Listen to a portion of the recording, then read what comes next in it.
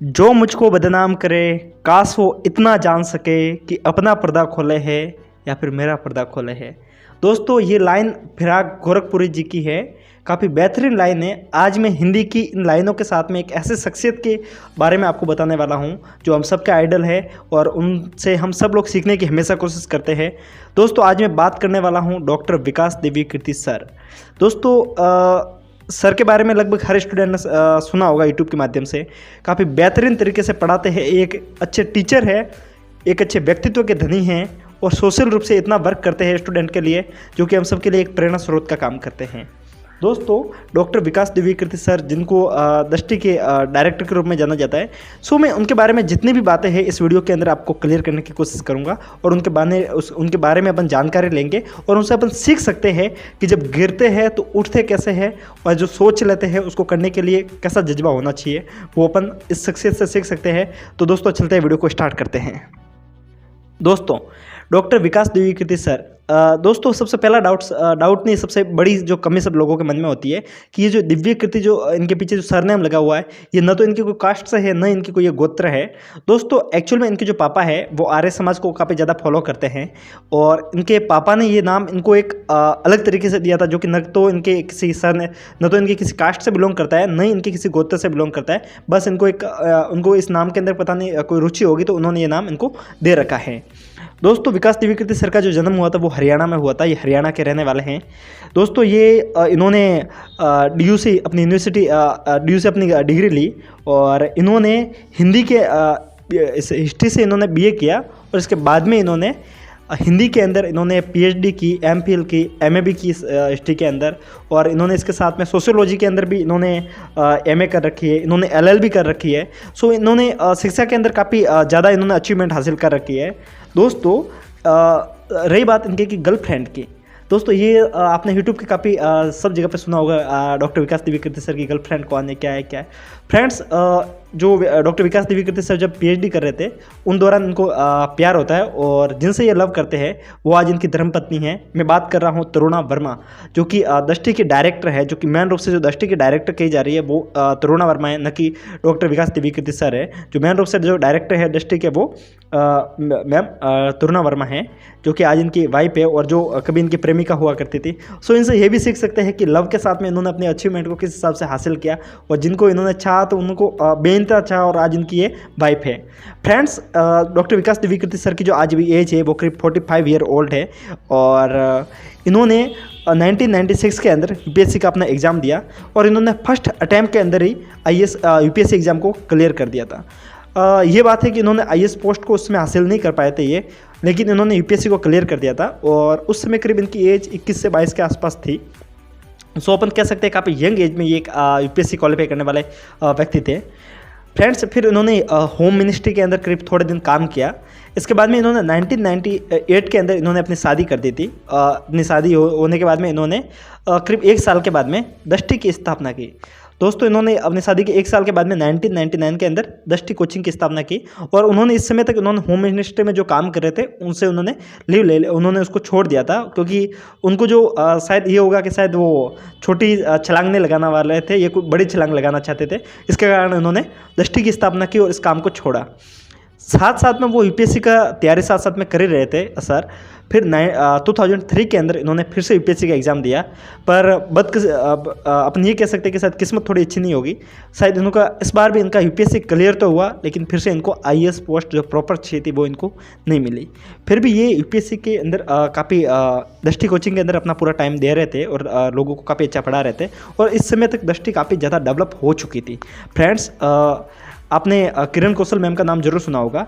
इन्होंने 2008 के आसपास, शायद 2008 की टॉपर है। इन्होंने all India level rank 3rd हासिल की थी, जो कि अभी तक का हिंदी मीडियम का सबसे शानदार रिजल्ट है, क्योंकि अभी तक किसी ने इतनी हाई रैंक पर रैंक हासिल नहीं की है और ये विकास दिव्यकीर्ति सर की स्टूडेंट थी। दोस्तों, ये विकास दिव्यकीर्ति सर के साथ हिंदी लिटरेचर की स्टूडेंट थी और ये काफ़ी अच्छी बात है कि इन्होंने इतने कम समय के अंदर अपनी कोचिंग को इतना डेवलप कर दिया था। फ्रेंड्स, इनके फैमिली मेम्बर की जब बात की जाती है कि इनके फैमिली में कौन कौन है, तो जैसे कि मैंने आपको शुरुआत में बताया था, तरुणा मैम जो कि इनकी वाइफ है, वो इनकी फैमिली में, और इनके एक बेटा भी है अभी, और इनके पापा इनके साथ में रहते हैं। इनकी जो उनकी माँ थी उनका वो भी है नहीं इस दुनिया में। सो ये 4 मेंबर इनकी फैमिली में रहते हैं। फ्रेंड्स, हिंदी लिटरेचर के अंदर अगर आप यूपीएससी की प्रिपरेशन कर रहे हो और अगर आपका ऑप्शनल हिंदी लिटरेचर है, तो इस बात में ज़रा सा भी सोचने का संकोच करने का टाइम नहीं है कि हिंदी लिटरेचर के अंदर कोई दूसरा चेहरा विकास दिव्यकीर्ति सर के सामने हो सकता है। विकास दिव्यकीर्ति सर के लिए जो पढ़ाने का जो अंदाज है, वो जिस मैनर में क्लास को स्टार्ट करते हैं और जिस मैनर तक वो क्लास जाती है, वो एक अलग ही अंदाज है। आपने यूट्यूब पे भी इनका कोई भी लेक्चर या सेमिनार देखा होगा, तो मैं ये कह सकता हूँ कि इंडिया के जितने भी कॉमेडियन हैं सब इनके सामने फेल है, क्योंकि इनकी जो क्लास है वो इतनी बेहतरीन तरीके से चलती है और इतनी अच्छी तरीके से आपको समझाया जाता है कि हर कॉन्सेप्ट आपके दिमाग में सीधा फिट हो जाता है। सो ये इनकी काफ़ी अच्छी बात है, क्योंकि और अभी तक जितने भी हिंदी मीडियम के भी लगातार जो भी टॉपर निकल रहे हैं, उनमें जिनका भी ऑप्शनल हिंदी लिटरेचर होता है, उनमें मैक्सिमम क्या लगभग 90% स्टूडेंट विकास दिव्यकीर्ति सर के स्टूडेंट होते हैं। सो ये काफ़ी अच्छी बात है। फ्रेंड्स, इनके बारे में और जो बात है वो मैं आपको बताऊं तो इनकी जो इनकम की वगैरह जो काफ़ी लोग यूट्यूब के ऊपर वगैरह काफ़ी अलग अलग सोर्स पे अलग अलग डिटेल डालते हैं। सो मैं ये तो इनकी इनकम के बारे में अपना प्रेडिक्ट नहीं कर सकते, पर अगर मैं आपको एक रियलिटी के आसपास में बताऊं तो जैसे कि दिल्ली के अंदर टॉप 2 या 3 के अंदर जो टेक्स्ट पेयर के अंदर जब नाम आता है, तो दोस्तों फर्स्ट रैंक पे शायद बाजीराम का नाम आता है और सेकंड या थर्ड रैंक के ऊपर दृष्टि का नाम आता है। तो आप जान सकते हैं कि इस कोचिंग का टर्नओवर कितना हाई है, क्योंकि हिंदी मीडियम के अंदर जो सबसे ज़्यादा स्टूडेंट किसी कोचिंग के पास में है तो वो दृष्टि आईएएस के पास में है, जो कि इनकी खुद की कोचिंग है।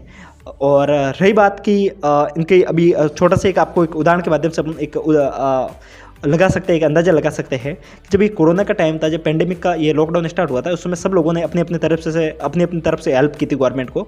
उस समय इन्होंने 51 लाख रुपये डोनेट किए थे।